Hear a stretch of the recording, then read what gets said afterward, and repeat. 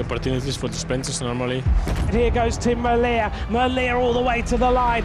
If I can win a stage here, I will be really happy.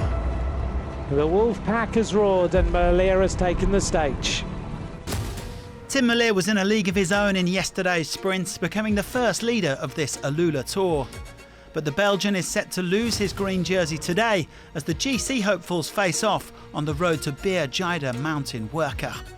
Eddie Dunbar is one of the top contenders for home team Jayco Alula, but the Irishman may not have it all his own way, and this race always throws up surprises.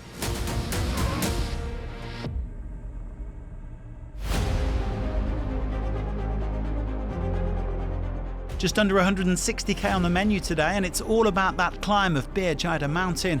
2.9 kilometres at 9.2% with gradients of up to 15%. The riders will go up it 3 times in total, with precious bonus seconds available when they cross the finish line for the second time. Tonight's GC will give us a clearer picture of who can win this 5th edition.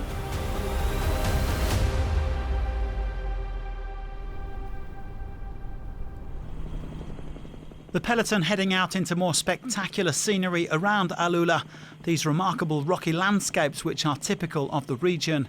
There were 5 men in the day's breakaway, but by the time live pictures began, only 3 remained.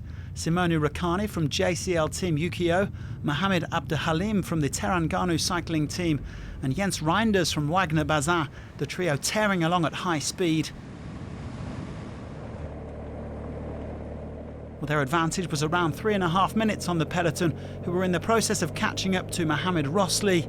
The leader of the most active rider competition had taken 3 points at the first sprint before sitting up.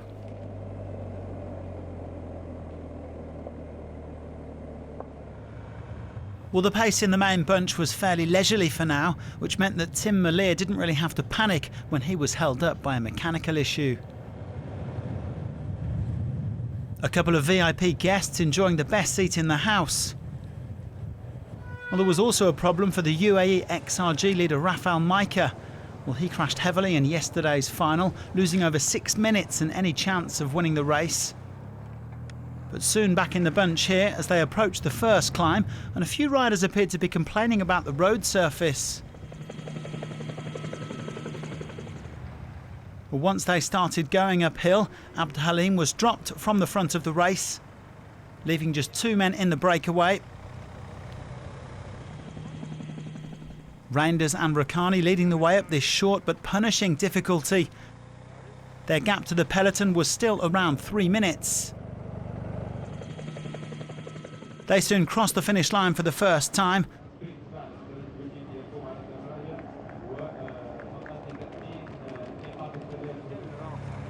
The pace proving too much for the pure sprinters like Dylan Groenewegen, who was 5th yesterday. But there was then a twist in the story of this stage. Final decision has been taken. We will take 1 lap off the circuit, meaning that we are now in the final climb.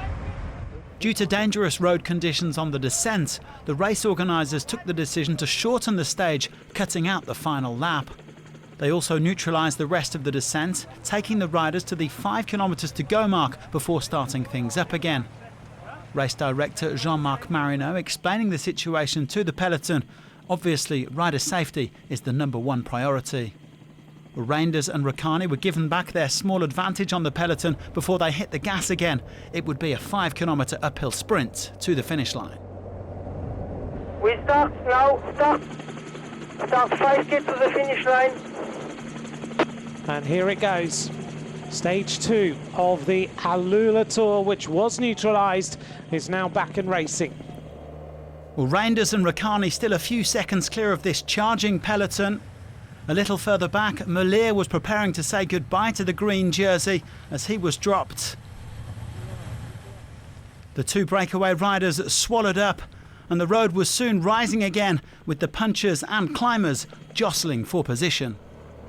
And a rider from UAE, Team Emirates are leading the pack now. Maika taking over at the front and doing some real damage. Maika starts to turn the pressure at 1.3 kilometres to go.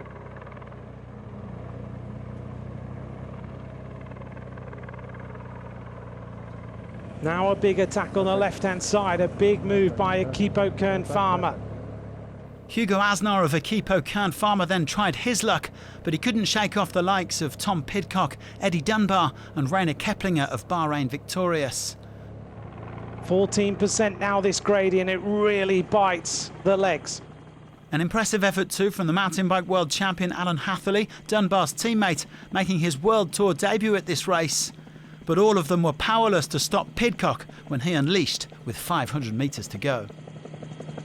And here goes the attack. Pidcock puts on the power now. The rider from Q36.5. Look at the injection of pace from Tom Pidcock. What a momentous attack from this rider. It's almost like he has unleashed all the stress of the last few months and he has absolutely blitzed his way up this climb.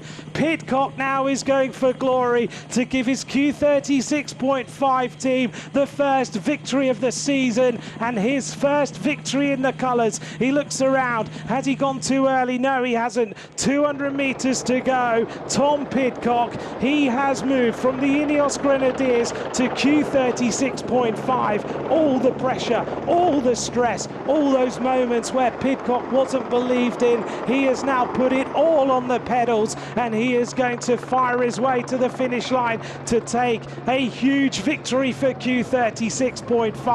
He's answered every single question. Pidcock power on stage number 2. Q36.5 win the stage. On just his second race day for Q36.5, Tom Pidcock already has his first victory.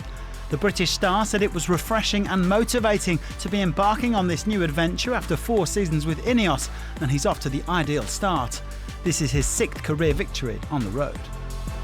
Today was super important for me. Yeah, a new team, all these great people, and yeah, I just wanted to do them proud today. The team rode brilliantly.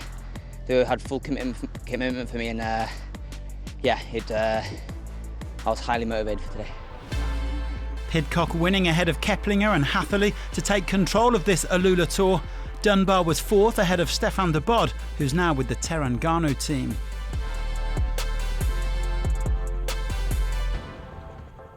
Well, Pidcock said he was here to target stages and GC, and he takes over the leader's green jersey from Malia. The top 7 on the stage are the top 7 overall. Pidcock also takes over at the top of the points classification. He and Malia are both on 15 points, but the British rider leads thanks to a better overall position. Rodney Holter is the new leader of the youth classification. He takes white from Frank van den Broek, who's just 4 seconds back.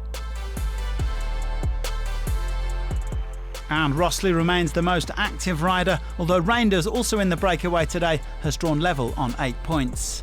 Join us again on Thursday for another sprint stage to the Tamer Fort, and thanks for watching.